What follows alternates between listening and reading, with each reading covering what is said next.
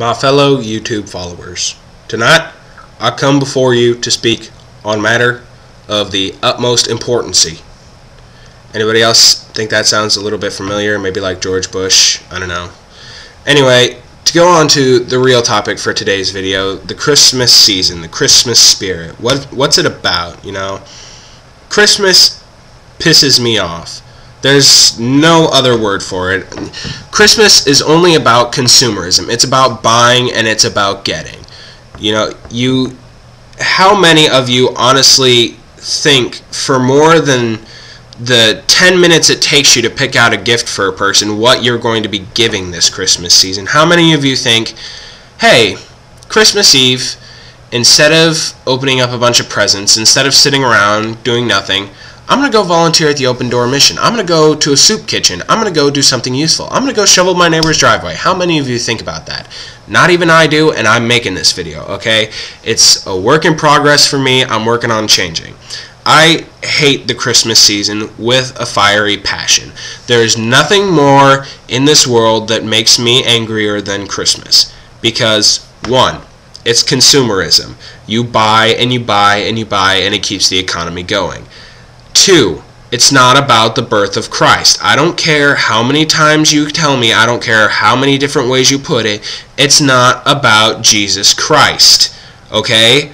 Since when is giving gifts in the story of the birth of Christ? The only thing that's remotely similar is the three wise men that gave him the frankincense and the myrrh and the gold or whatever. Okay, that's the only thing that's similar here, and they were doing it because he's the frickin' Lord and Savior of the entire earth.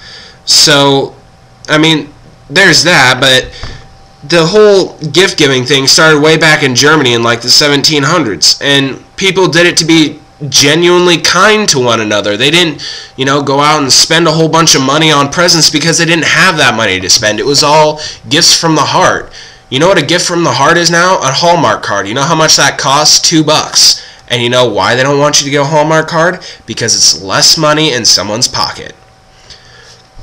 So, for this Christmas season, it is my sincerest wish that all of you, after watching this video, will do something genuinely productive.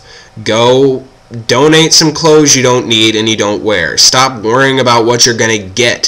Start giving. Giving. You want to be over here, not over here. You want to give, not get. Okay? And I know many of you are probably going to turn this video off at this point because you're like, well, you don't know what you're talking about. You're just not going to get anything. You know what? I probably am going to get something, and I'm probably going to have them take it back because I do not want anything for Christmas. Let me say that again because some of you are probably shocked into deafness.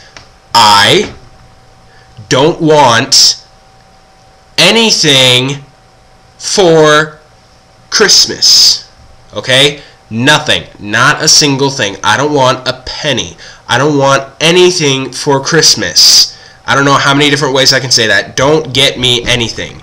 Okay? Take that money that you are going to spend on me and give it to someone that needs it. Go give it to a homeless person. Go give it to a shelter. Go do something useful with it. Do something for someone that needs that money more than me. Okay? I have my basic essential needs. I have clothes to wear. I have more clothes than I do wear. Okay? I have a roof over my head. I have heat when it's cold. I have air conditioning when it's hot. I have a car.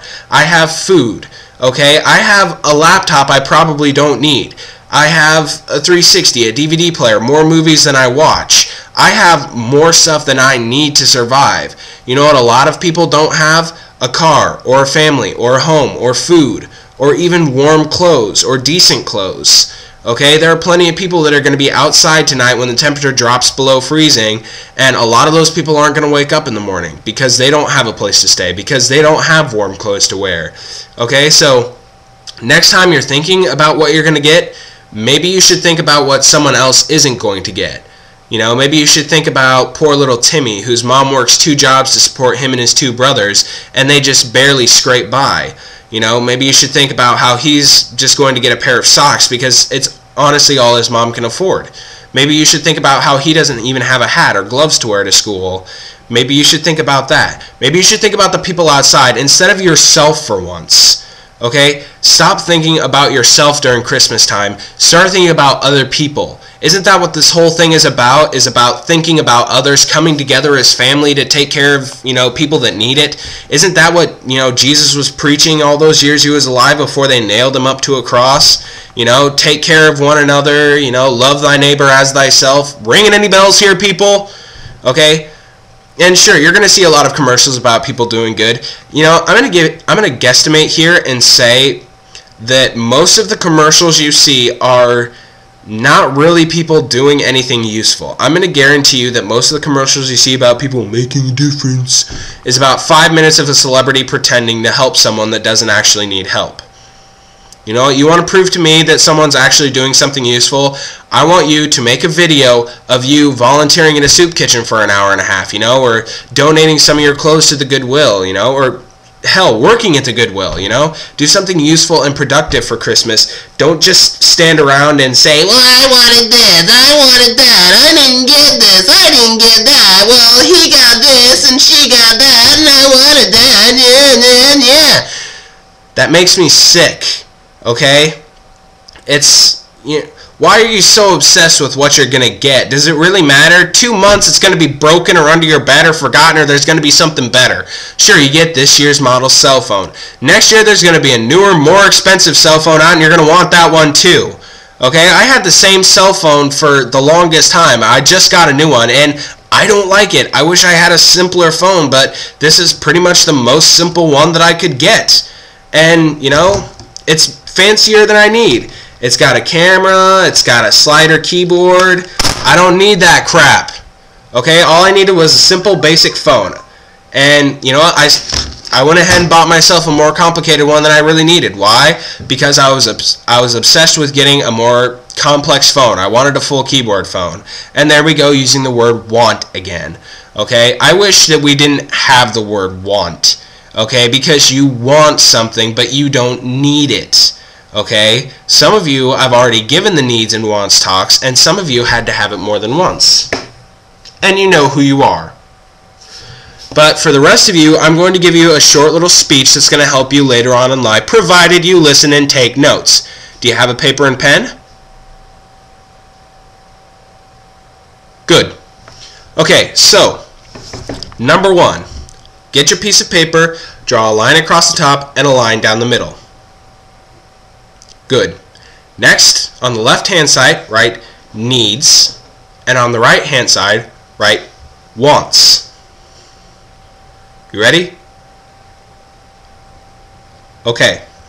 On the left-hand side, write food, water, air, clothes, home.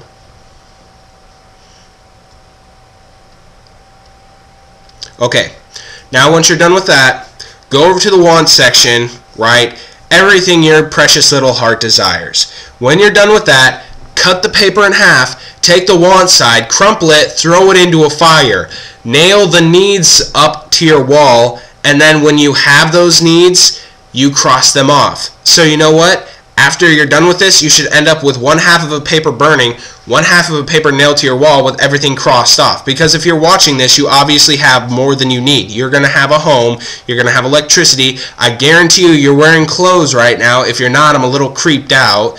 You've got food. You've got family. You've got things that you don't, or you've got things that you need. You've got more than you need to survive. So, bully for you. Okay, now work on separating your needs versus your wants. I guarantee you, you're not going to die without the next iPod. You're not going to die without a new cell phone. You're not going to die without Call of Duty Black Ops, no matter how awesome it is. Okay, think about this. Will I die if I don't have this item? And be serious with that. Will I die without the new Paramore CD, or will I die without the new Lil Wayne CD, or will I die without a Twilight shirt? No. Well, the shirt's debatable, depends on if you're out in the elements and how warm it is.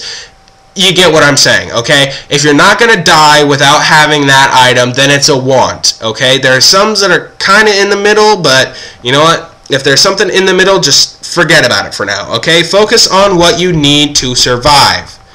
That's what I want from you. Now, Thank you for watching, and I'll see you next time.